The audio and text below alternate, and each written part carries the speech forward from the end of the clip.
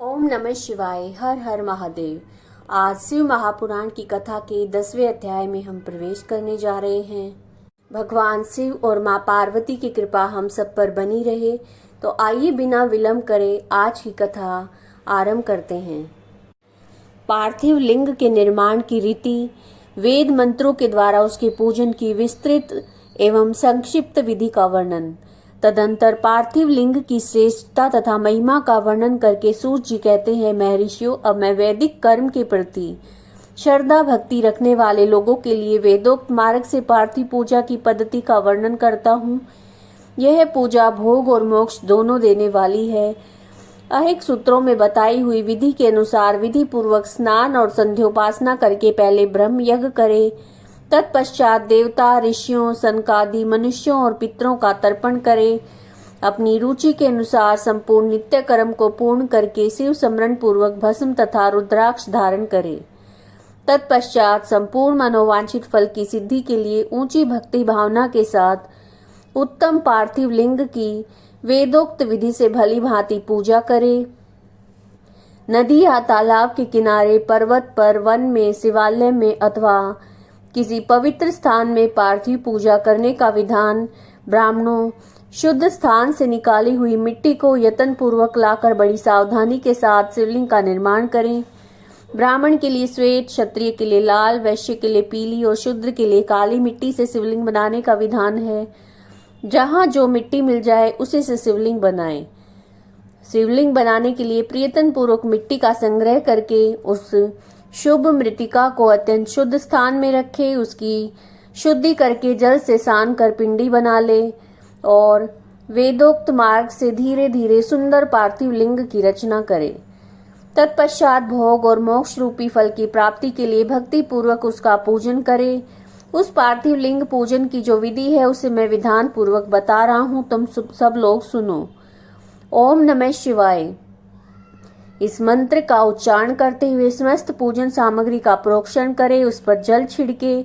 इसके बाद भूर्सी इत्यादि मंत्र से क्षेत्र सिद्धि करे। फिर आपो अस्मान इस मंत्र से जल का संस्कार करे।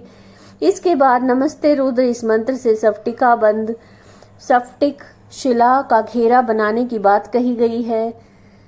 नमः शंभवाय इस मंत्र से क्षेत्र शुद्धि और पंचामृत का प्रोक्षण करे। तत्पश्चात शिव भक्त पुरुष नमः पूर्वक नील ग्रीवाय मंत्र से शिवलिंग की उत्तम प्रतिष्ठा करे।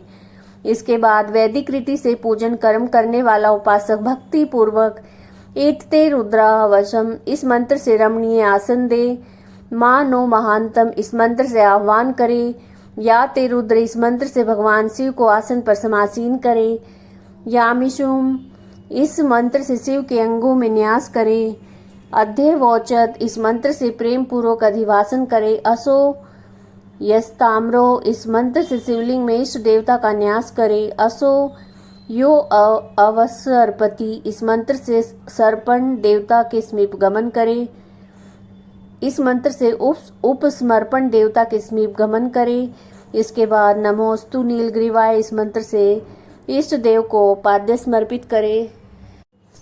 रुद्र गायत्री से अर्घ्य दे। त्र्यंबकम मंत्र से आचमन कराए।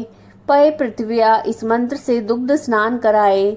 दधिक्रावणो इस मंत्र से दधि स्नान कराए। घृतम घृत पावा इस मंत्र से घृत स्नान कराए। मधुवाता मधु नक्तम मधु मानो इन 3 ऋचाओं से मधु स्नान शर्करा स्नान कराए। इन दुग्ध आदि 5 वस्तुओं को पंचामृत कहते हैं अथवा पाद्य समर्पण के लिए कहे गए नमोस्तु नीलग्रीवाय इत्यादि मंत्र के द्वारा पंचामृत से स्नान कराए। तदंतर माँ नस्तों के इस मंत्र से प्रेम पूर्वक भगवान शिव को कटिबंध करधनी अर्पित करे।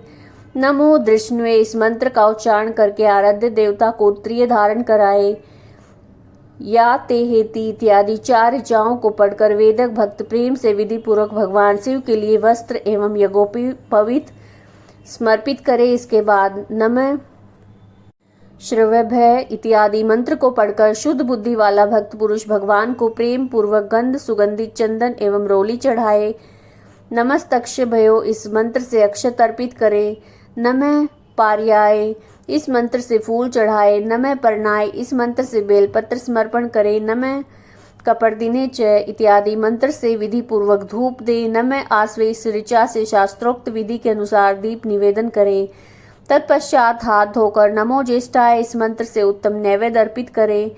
फिर पूर्वोक्त त्र्यंबक मंत्र से आचमन कराए। इमा रुद्राय इस ऋचा से फल समर्पण करे। फिर नमो वज्रयाय इस मंत्र से भगवान शिव को अपना सब कुछ समर्पित कर दे। तदंतर माँ नो महांतम तथा माँ नस्तों के इन पूर्वोक्त 2 मंत्रों द्वारा केवल अक्षतों से 11 रुद्रों का पूजन करे। फिर हिरण्यगर्भ इत्यादि मंत्र से 3 ऋचाओं के रूप में पठित है दक्षिणा चढ़ाए। देवश्यत्वा इस मंत्र से विद्वान पुरुष आराध्य देव का अभिषेक करे। दीप के लिए बताए हुए नमः आश्वे इत्यादि मंत्र से भगवान शिव की निराजना करे। तत्पश्चात इमा रुद्राय इत्यादि 3 ऋचाओं से भक्तिपूर्वक रुद्रदेव को पुष्पांजलि अर्पित करे। माँ नो महांतम इस मंत्र से विज्ञ उपासक पूजनीय देवता की परिक्रमा करे। फिर उत्तम बुद्धि वाला उपासक माँ नस्तु के इस मंत्र से भगवान को साष्टांग प्रणाम करे। एष्यते इस मंत्र से शिव मुद्रा का प्रदर्शन करे। यतो यत इस मंत्र से अभय नामक मुद्रा का, त्र्यंबकम मंत्र से ज्ञान नामक मुद्रा का तथा नमः सेना इत्यादि मंत्र से महामुद्रा का प्रदर्शन करे। नमो गोभय इस ऋचा के द्वारा धेनु मुद्रा दिखाए। इस तरह से 5 मुद्राओं का प्रदर्शन करके शिव संबंधी मंत्रों का जप करे अथवा वेदक पुरुष शतरुद्रीय मंत्र की आवर्ती करे। तत्पश्चात वेदक पुरुष पंचांग पाठ करे। तदंतर देवागातु इत्यादि मंत्र से भगवान शंकर का विसर्जन करे। इस प्रकार से पूजा की वैदिक विधि का विस्तार से प्रतिपादन किया गया है। महर्षियों अब संक्षेप से भी पार्थिव पूजन की विधि का वर्णन सुनो। सदो जातम इस ऋचा से पार्थिव लिंग बनाने के लिए मिट्टी लेकर आए। वाम देवाय इत्यादि मंत्र से जल डाले। जब मिट्टी सनकर तैयार हो जाए अघोर मंत्र से लिंग निर्माण करे। फिर तत्पुरुषाय इस मंत्र से विधिवत उसमें भगवान शिव का आह्वान करे। तदंतर ईशान मंत्र से भगवान शिव को वेदी पर स्थापित करे। इसके सिवा अन्य सब विधानों को शुद्ध बुद्धि वाला उपासक संक्षेप से संपन्न करे। इसके बाद विद्वान पुरुष पंचाक्षर मंत्र से या गुरु द्वारा दिए हुए अन्य किसी शिव संबंधी मंत्र से 16 उपचारों द्वारा विधिवत पूजन करे अथवा भवाय भवनाशाय महादेवाय धीमहि उग्राय उग्रनाशाय सर्वाय शशि मौलिने इस मंत्र के द्वारा विद्वान उपासक भगवान शंकर की पूजा करे। वह भ्रम छोड़कर उत्तम भक्ति भाव से शिव की आराधना करे, क्योंकि भगवान शिव भक्ति से मनोवांछित फल देते हैं। ब्राह्मणों, यहाँ जो वैदिक विधि से पूजन का क्रम बताया है, इसका पूर्ण रूप से आदर करता हुआ मैं पूजा की एक दूसरी विधि भी बता रहा हूँ, जो उत्तम होने के साथ ही सर्वसाधारण के लिए उपयोगी है। मुनिवरों, पार्थिव लिंग की पूजा भगवान शिव के नामों में बताई गई है, शिव के नामों से बताई गई है। वह पूजा संपूर्ण अभिष्टों को देने वाली है। मैं उसे बताता हूँ, सुनो। हर, महेश्वर, शंभु, शूल, पाणी, पिनाक, दृक्, शिव, पशुपति, महादेव, ये क्रमशः शिव के 8 नाम कहे गए हैं।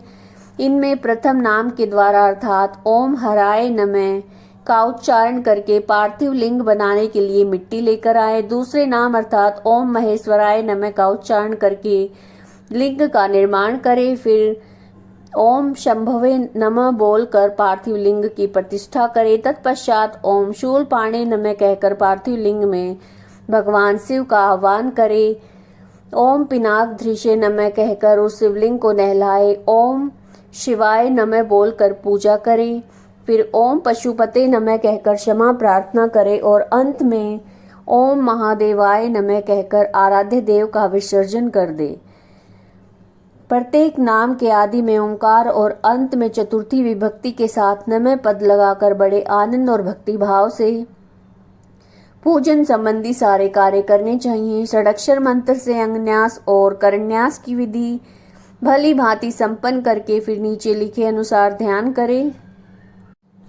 जो कैलाश पर्वत पर एक सुंदर सिंहासन के मध्य भाग में विराजमान है, जिनके वाम भाग में भगवती उमा उनसे सटकर बैठी हुई हैं, सनक सनंदन आदि भक्त जन जिनकी पूजा कर रहे हैं, तथा जो भक्तों के दुख रूपी दावानल को नष्ट कर देने वाले अप्रमेय शक्तिशाली ईश्वर हैं, उन विश्व विभूषण भगवान शिव का चिंतन करना चाहिए। भगवान महेश्वर का दिन इस प्रकार से ध्यान करें। उनकी अंग कांति चांदी के पर्वत की भांति गौर है। वे अपने मस्तक पर मनोहर चंद्रमा का मुकुट धारण करते हैं। रत्नों के आभूषण धारण करने से उनका श्रीअंग और भी उद्भासित हो उठा है। उनके 4 हाथों में क्रमश परशु, मृग मुद्रा, वर एवं अभय मुद्रा सुशोभित हैं। वे सदा प्रसन्न रहते हैं, कमल के आसन पर बैठे हैं और देवताओं लोग चारों ओर खड़े होकर उनकी स्तुति कर रहे हैं।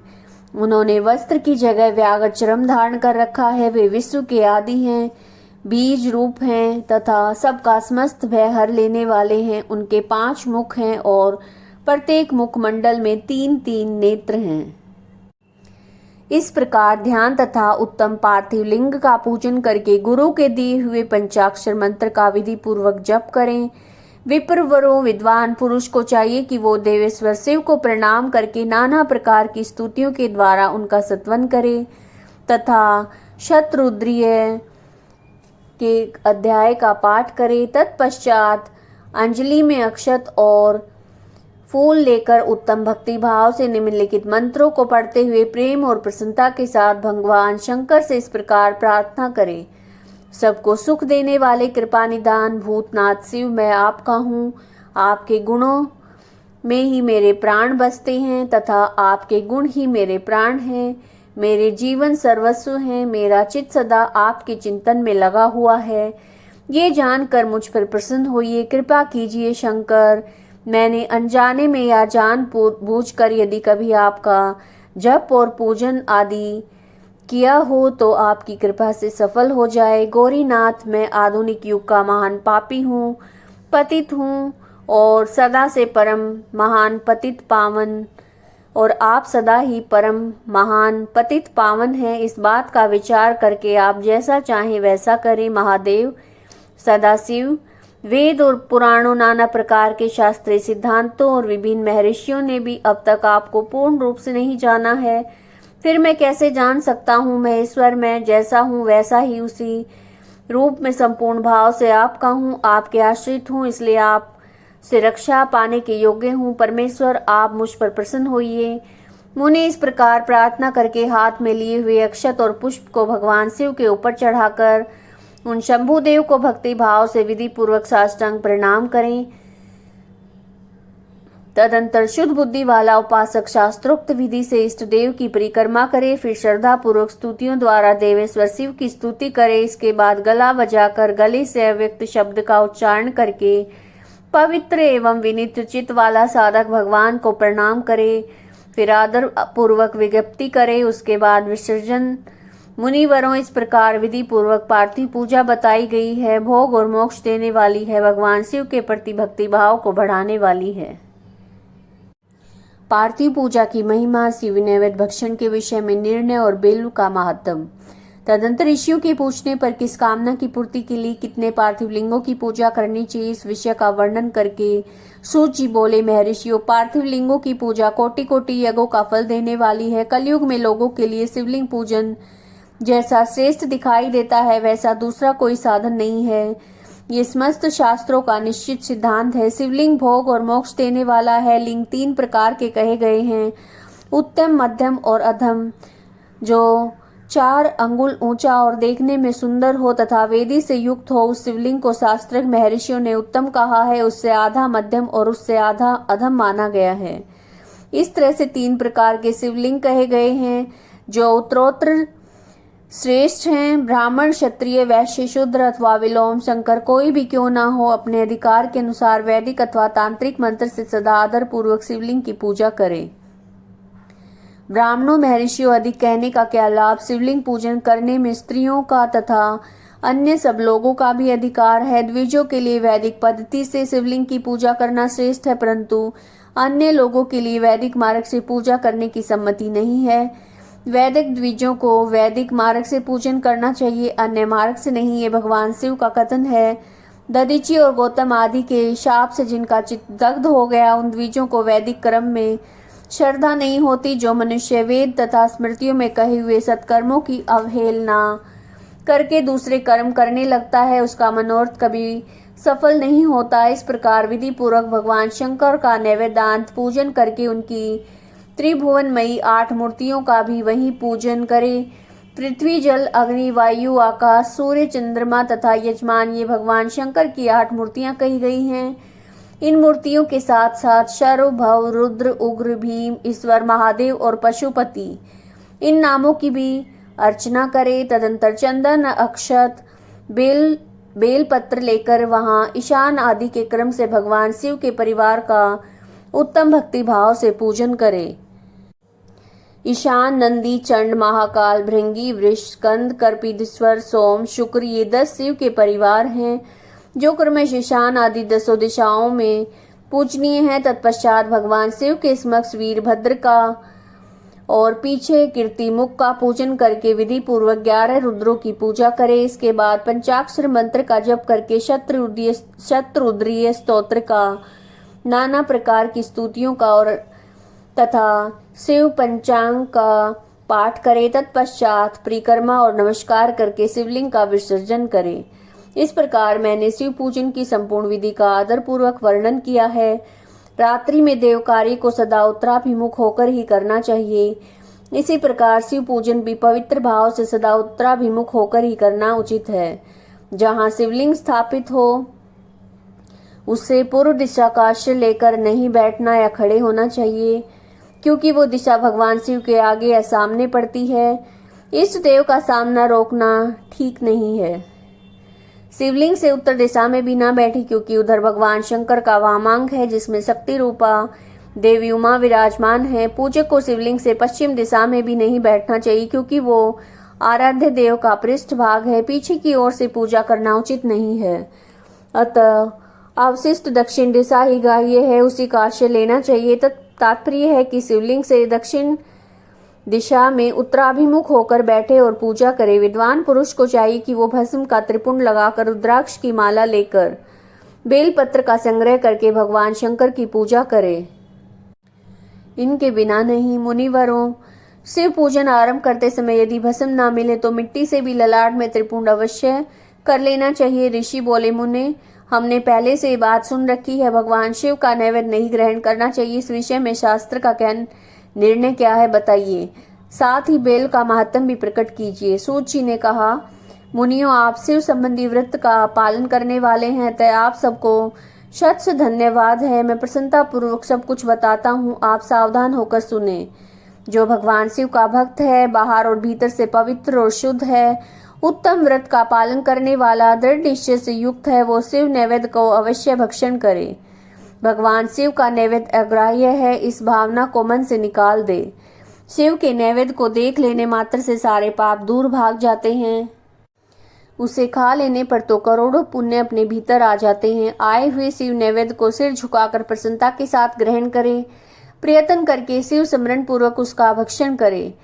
आए हुए शिव नैवेद्य को जो ये कहकर कि मैं दूसरे समय में ग्रहण करूंगा लेने में विलंब कर देता है, वो मनुष्य निश्चय ही पाप से बंध जाता है। जिसने शिव की दीक्षा ली हो, शिव भक्त के लिए ये शिव नैवेद्य अवश्य भक्षणीय है, ऐसा कहा जाता है। शिव की दीक्षा से युक्त शिव भक्त पुरुष के लिए सभी शिवलिंगों का नैवेद्य शुभ और महाप्रसाद है, अतः वह उसका अवश्य भक्षण करे। परंतु जो अन्य देवताओं की दीक्षा से युक्त है और शिव भक्ति में भी मन लगाए हुए है, उनके लिए भी शिव नैवेद्य भक्षण के विषय में क्या निर्णय है, इसे आप लोग प्रेम पूर्वक सुने। ब्राह्मणों, जहाँ शालिग्राम शिला की उत्पत्ति होती है, वहाँ उत्पन्न लिंग में, रसलिंग, पारद लिंग में, पाषाण, रजत, स्वर्ण से निर्मित लिंग में, देवता और सिद्धों द्वारा प्रतिष्ठित लिंग में, केसर निर्मित लिंग में, स्फटिक लिंग में, रतन निर्मित लिंग में तथा समस्त ज्योतिर्लिंगों में विराजमान भगवान शिव के नैवेद्य का भक्षण चंद्रायण व्रत के समान पुण्यजनक है।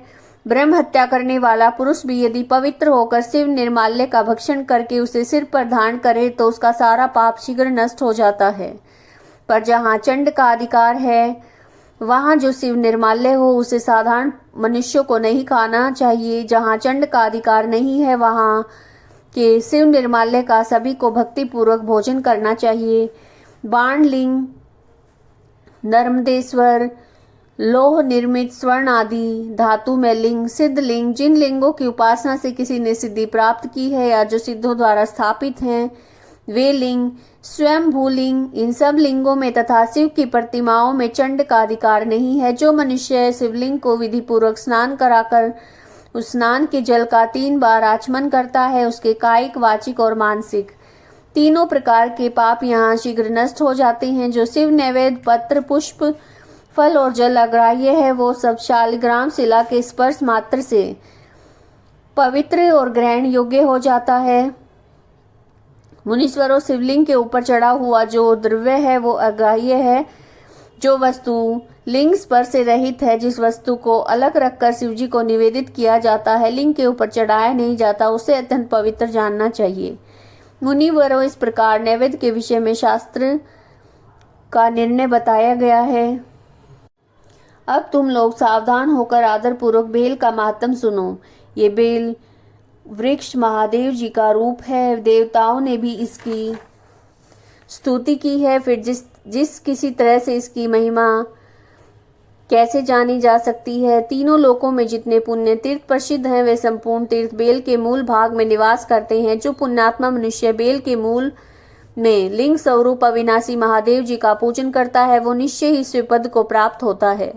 जो बेल की जड़ के पास जल से अपने मस्तक को सींचता है, वो संपूर्ण तीर्थों में स्नान का फल पा लेता है।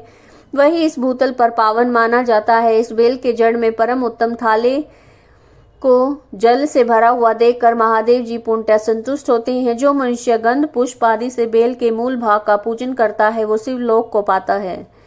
इस लोक में भी उसकी सुख संतति बढ़ती है। बेल की जड़ के समीप आदर पूर्वक दीपावली जलाकर रखता है, वो तत्व ज्ञान से संपन्न होकर भगवान महेश्वर में मिल जाता है। जो बेल की शाखा थाम कर हाथ से उसके नए नए पल्लव उतारता है, उनसे बेल की पूजा करता है, वो पापों से मुक्त हो जाता है। जो बेल की जड़ के समीप भगवान शिव में अनुराग रखने वाले एक भक्त को भी भक्ति पूर्वक भोजन कराता है, उसे कोटि गुना पुण्य प्राप्त होता है। जो बेल की जड़ के पास शिव भक्त को खीर और घृत से युक्त अन्न देता है, वो कभी दरिद्र नहीं होता। ब्राह्मणों, इस प्रकार मैंने सांगोपांग शिवलिंग पूजन का वर्णन किया। ये प्रवृत्ति मार्गी और निवृत्ति मार्गी पूजकों के भेद से 2 प्रकार का होता है। प्रवृत्ति मार्गी लोगों के लिए पीठ पूजा इस भूतल पर संपूर्ण अभिष्ट वस्तुओं को देने वाली होती है। प्रवृत्त पुरुष सुपात्र गुरु आदि के द्वारा ही सारी पूजा संपन्न करे और अभिषेक के अंत में अघनी के चावल से बना हुआ नैवेद्य निवेदन करे। पूजा के अंत में शिवलिंग को शुद्ध संपुट विराजमान करके घर के भीतर कहीं अलग रख दे। निवृत्ति मार्गी उपासकों के लिए हाथ पर ही शिव पूजन का विधान है। उन्हें भिक्षा आदि से प्राप्त हुए अपने भोजन को ही नैवेद्य रूप में निवेदित कर देना चाहिए। निवृत्त पुरुषों के लिए सूक्ष्म लिंग ही श्रेष्ठ बताया जाता है। वे विभूति से पूजन करें और विभूति को ही नैवेद्य रूप से निवेदित भी पूजा करके उस लिंग को सदा अपने मस्तक पर धारण करें। तो ये आप शिव महापुराण की कथा सुन रहे थे। आज की कथा को यहीं विराम देते हैं। वीडियो ज़्यादा से ज़्यादा लोगों तक पहुंचे, इसके लिए वीडियो को शेयर कीजिएगा, लाइक कीजिएगा, कमेंट कीजिएगा, चैनल को सब्सक्राइब कीजिएगा। हर हर महादेव।